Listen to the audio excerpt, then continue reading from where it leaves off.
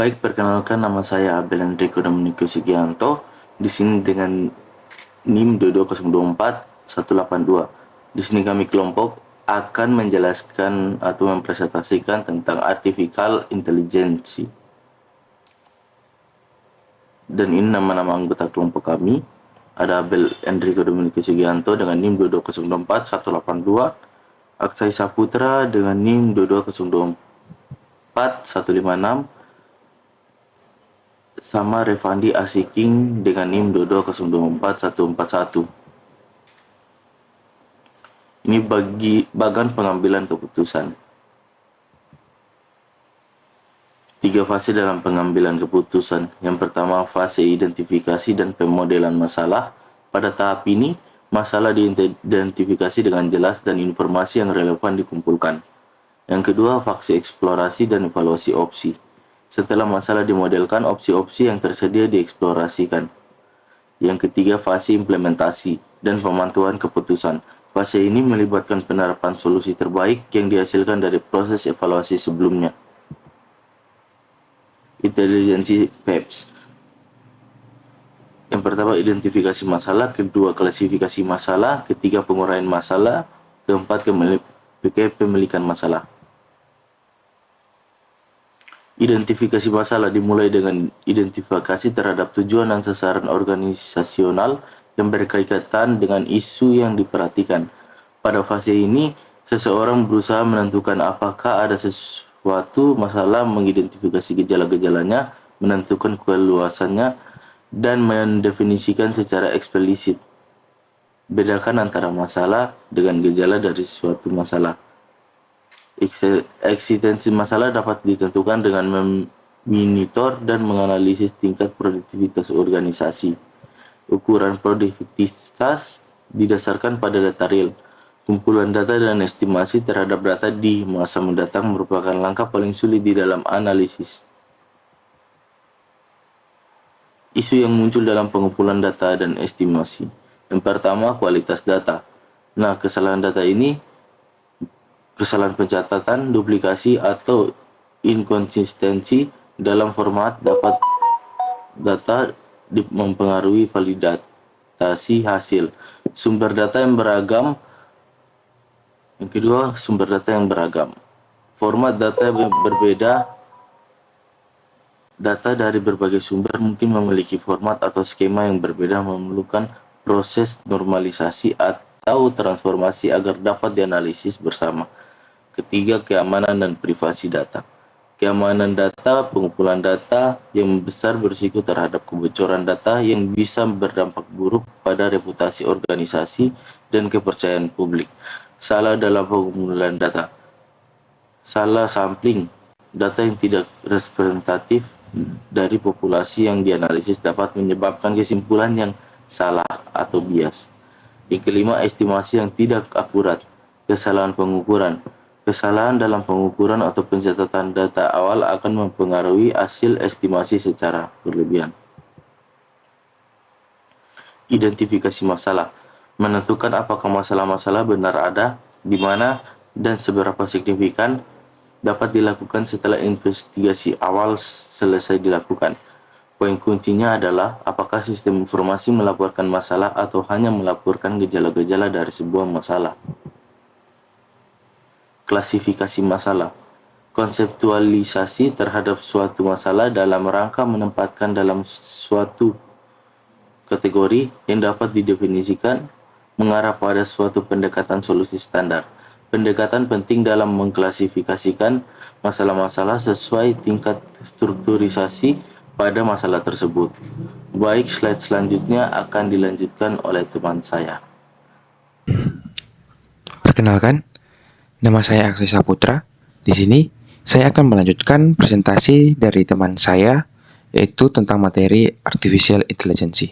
Nah, di sini adalah strukturisasi masalah keputusan oleh Simon tahun 1997. Yang pertama, fase intelijen atau intelijensi. Identifikasi masalah atau peluang, kumpulkan dan analisa data untuk memahami situasi desain. Nah, yang kedua adalah fase desain. atau desain. Nah, di sini ada buat berbagai solusi alternatif dan analisis tiap opsi berdasarkan keuntungan dan risiko. Nah, yang ketiga adalah fase pemilihan atau choice. Nah, pilih solusi terbaik dari alternatif yang ada. Pertimbangkan aktivitas dan biaya. Nah, selanjutnya ada fase implementasi atau implementation. Nah, di sini terapkan solusi yang dipilih, pantau hasil, dan lalu lakukan penyesuaian jika diperlukan. Selanjutnya adalah penguraian masalah. Nah, masalah yang kompleks dapat dibagi menjadi banyak submasalah. Dan memecahkan submasalah yang lebih sederhana dapat membantu memecahkan masalah yang kompleks. Selanjutnya ada dekomposisi, filtrasi, komunikasi di antara para pengambil keputusan. Nah, selanjutnya kepemilikan masalah. Yang pertama, menentukan kepemilikan masalah merupakan hal penting dalam fase intelijensi. Yang kedua, sebuah masalah ada dalam sebuah organisasi hanya jika seseorang atau beberapa kelompok mengambil tanggung jawab untuk mengatasinya, dan jika organisasi memiliki kemampuan untuk memecahkannya. Yang ketiga, ketika pemilikan masalah tidak ditentukan, maka seseorang tidak melakukan tugasnya, atau masalah akan diidentifikasi sebagai masalah orang lain. Nah, selanjutnya, oleh karena itu, penting bagi seseorang untuk secara sukarela memiliki atau menugaskannya kepada orang lain. Dan terakhir, fase intelijensi berakhir dengan pernyataan masalah secara formal. Selanjutnya ada desain phase. Yang pertama meliputi penemuan atau mengembangkan dan menganalisis tindakan yang mungkin untuk dilakukan. Yang kedua meliputi pemahaman terhadap masalah. Desain phase ketiga itu sebuah model pengambilan keputusan, dikonstruksi, dites dan divalidasi. Keempat, pemodelan meliputi konseptualisasi masalah dan mengabstraksikan masalah ke dalam bentuk kuantitatif dan atau kualitatif. Nah, untuk sebuah model matematika, variabel-variabel diidentifikasi dan kemudian ditentukan hubungan-hubungan di antara variabel tersebut. Model yang sederhana mengarah pada biaya pengembangan yang lebih rendah, manipulasi yang lebih mudah, dan solusi yang lebih cepat tetapi tidak akurat. Selanjutnya, model yang lebih sederhana biasanya memerlukan lebih sedikit data atau data yang diagregasikan lebih mudah didapatkan. Dasarnya, model memiliki variabel keputusan yang menggambarkan alternatif yang harus dipilih oleh seorang manajer. Selanjutnya, sekumpulan variabel hasil seperti laba, pendapatan, atau penjualan menggambarkan tujuan atau sasaran dari masalah pengambilan keputusan. Nah, selanjutnya ini adalah memilih sebuah prinsip pilihan. Nah, prinsip pertama yaitu sebuah kriteria yang menggambarkan acceptable dari sebuah solusi atau kemampuan untuk dapat diterima.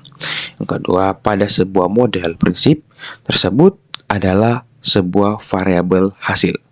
Yang ketiga, memiliki sebuah pilihan melibatkan bagaimana membangun saran, mengambil keputusan, dan bagaimana saran tersebut disatukan ke dalam model prinsip, ke dalam model. Nah, yang terakhir adalah prinsip pilihan normatif dan deskriptif. Nah, ini adalah model normatif. Model normatif pertama yaitu model di mana alternatif yang dipilih merupakan alternatif terbaik dari semua alternatif yang mungkin untuk menemukan alternatif yang mungkin. Nah, selanjutnya ada untuk menemukan alternatif terbaik harus diuji semua alternatif dan membuktikan bahwa alternatif yang dipilih benar-benar terbaik. Benar-benar disebut juga optimalisasi. Nah, selanjutnya teman saya akan melanjutkan presentasi dari tugas ini. Terima kasih. Perkenalkan, nama saya Revandi Asiking dengan NIM 22024 dari kelas 5T7. Kali ini saya akan melanjutkan pemaparan materi dari teman saya, Aksai Saputra, Di sini ada model normatif. Optimalisasi dapat dicapai dalam salah satu dari ketiga cara berikut. Dapatkan tingkat terbaik dan pencapaian tujuan dari sekumpulan sumber daya yang ditentukan. Contoh, alternatif mana yang akan memberikan lambah maksimum dari investasi senilai 10 juta dolar.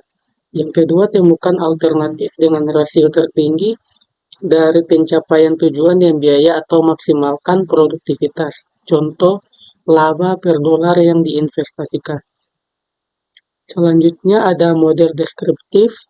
Yang pertama menggambarkan berbagai hal sebagaimana adanya atau bagaimana hal-hal tersebut diyakini. Yang kedua umumnya didasarkan secara matematis.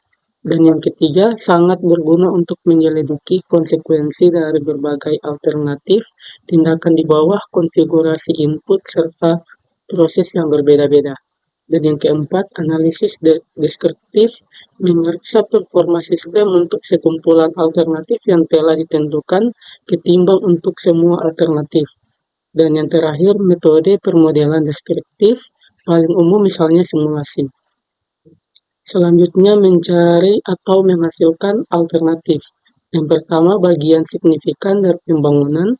Model umumnya didasarkan secara matematis. Yang kedua, menghasilkan alternatif sangat tergantung pada ketersediaan dan biaya informasi dan keahlian yang diisyaratkan di area yang menjadi masalah. Dan yang terakhir, pencarian terhadap alternatif terjadi setelah menentukan kriteria untuk mengevaluasi alternatif. Mengukur hasil akhir. Yang pertama, nilai dari sebuah alternatif dievaluasi dalam model umumnya didasarkan secara matematis. Contoh, laba adalah suatu hasil akhir.